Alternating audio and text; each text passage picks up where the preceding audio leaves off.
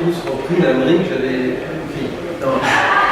Ça veut dire que n'importe quel couillon, je suis vraiment nul en informatique, n'importe quel couillon peut modifier une donnée Wikipédia. Et avant que ça soit rectifié, ben, ça peut être rapide, mais ça peut être très lent. Donc effectivement, là, Wikipédia, il faut l'utiliser comme étant une base, une première base d'information. Mais pas forcément d'information scientifiquement rigoureuse, d'information au sens d'ouverture. C'est ce que j'ai fait tout à l'heure, puisque Jean-Marie m'a dit de provoquer le mot fardeau. J'ai juste regardé sur l'étymologie du mot fardeau. Je n'avais pas pensé commencer comme ça, c'est pas du tout comme ça que je voulais commencer ce matin. Et du coup, j'ai regardé, et bien, il y a des sites d'étymologie, des dictionnaires d'étymologie. Alors, je leur fais confiance, parce que ces sites, je les utilise tous les jours. C'est une institution. Donc j'ai d'abord regardé la notice Wikipédia, puis j'ai fait un retour là, Charlie Bombardé, et puis j'ai été voir le site que j'utilise d'étymologie. Et je ne suis pas, j'ai pas utilisé Wikipédia. J'ai utilisé Wikipédia pour me donner, pour me réinciter à avoir le réflexe de m'appuyer sur un site dans lequel je peux avoir confiance. Oui, c'est ça la prudence qu'il faut avoir. En fait, ce que vous disiez tout à l'heure, c'est-à-dire qu'il faut, ok, on ne va pas sur un seul et même site, on ne se satisfait pas d'une information qu'on trouve quelque part. Il faut aller toujours contrôler, comparer, voilà, pour savoir ce qu'il y a ailleurs, et probablement plus sur les sites institutionnels ou là, c'est une histoire de probabilité en fait. La probabilité qu'il y ait une ânerie scientifique, une fausse information sur un site reconnu est plus faible que sur un site moins reconnu. Mais c'est une probabilité. Par exemple, il y a des scandales sur l'INSERM, il y a eu des rapports qu'on a fait qui sont pas honteux, mais qui ont été depuis très rectifiés. En fait, la science, elle se rectifie. Elle fonctionne par essai-erreur.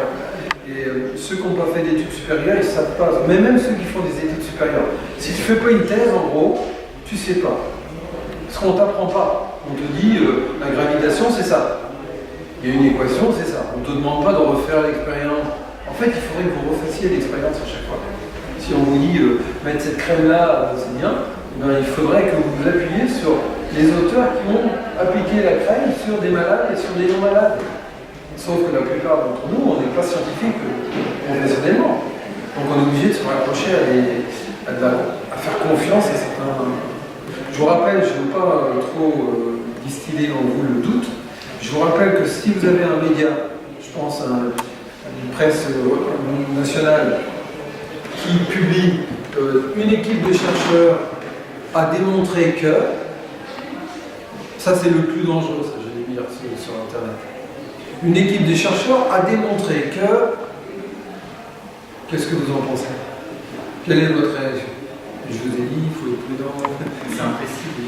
Non? Ça peut être. Alors, le journaliste peut. Quelle était la procédure pour démontrer ça? Déjà, le mode. Ouais, mais même plus que ça.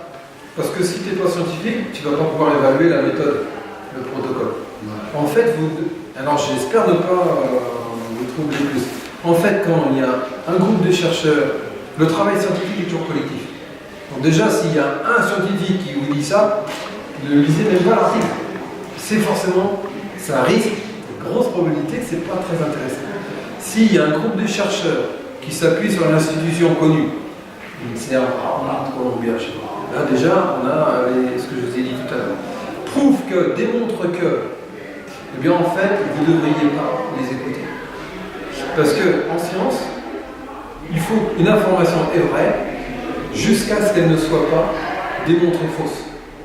C'est-à-dire qu'une enquête. Soit un premier travail, je suis repris par d'autres qui confirment, voilà. Qui disent, bah non. Donc, si vous avez un journaliste, effectivement, si vous avez un journaliste qui vous dit une première internationale, c'est la première fois qu'un groupe de chercheurs démontre que, là vous devez absolument. Vous n'avez pas en fait les compétences. Même moi, je n'ai pas les compétences. Surtout moi, je n'ai pas les compétences d'évaluer ça en dermatologie. Moi, je ne suis pas dermatologue.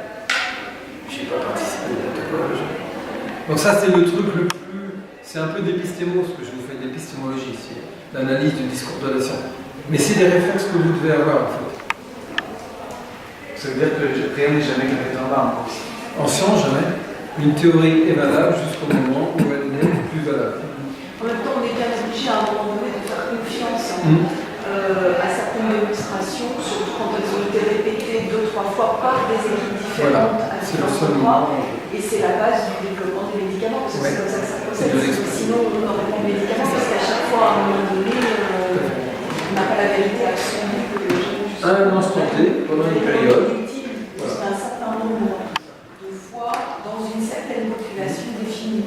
L'universalité est difficile à. Je crois qu'il y a un très bon exemple, c'est l'histoire du sélénium dans le Le sélénium qui a été prescrit pendant X années, je ne parlerai pas du Parlement, on en a parlé tout à l'heure, qui sont des médicaments dont l'efficacité n'a jamais été prouvée. Et donc peut-être qu'on prescrivait ça parce qu'on n'avait pas de médicaments à proposer, mais ça n'a jamais été prouvé. Et le problème aussi, même pour les scientifiques, pour les médecins, c'est de bien comprendre lorsqu'on fait un essai clinique, qu'est-ce que c'est qu'un essai dit en ouvert, ça veut dire quelque chose, pas du tout, ou un essai contre un médicament de référence. Vous avez des médicaments qui sont connus, par exemple l'aspirine, ça va traiter votre tête. Pour pouvoir dire ce médicament est efficace, la meilleure technique c'est de comparer un autre médicament qui est réputé efficace. Et là on voit si on a le même pourcentage d'un côté comme de l'autre. Donc c'est contre le médicament de référence. Prenons un exemple, si on prescrit des UVB contre un médicament qui est censé repigmenter les petits sans UVB, on va se dire voilà, les UVB donnent tel résultat, le médicament, le tacrolimus, par exemple, a donné tel résultat. Donc on compare. Après, on peut comparer même l'association des deux contre les UVB tout seul pour dire UVB plus tacrolimus, c'est mieux qu'UVB tout seul. Donc il y a plein de techniques scientifiques et surtout, il ne faut pas prendre pour argent comptant ce qu'on appelle des essais en ouvert. Essais en ouvert, ça va vous donner un médicament comme ça, du sélénium à des gens qui ont du vitiligo. Puis on va regarder combien de personnes ont une amélioration de leur vitiligo. C'est un essai qui ne vaut rien, quelque part. Et donc, souvent, les médecins sont influencés dans des études qui ne sont pas pertinentes de ce type-là. Ça peut arriver, je dis souvent, j'exagère là, ça peut arriver, il faut toujours avoir. Donc on se doit, nous en premier, d'avoir un esprit critique par rapport à ce qui nous est présenté.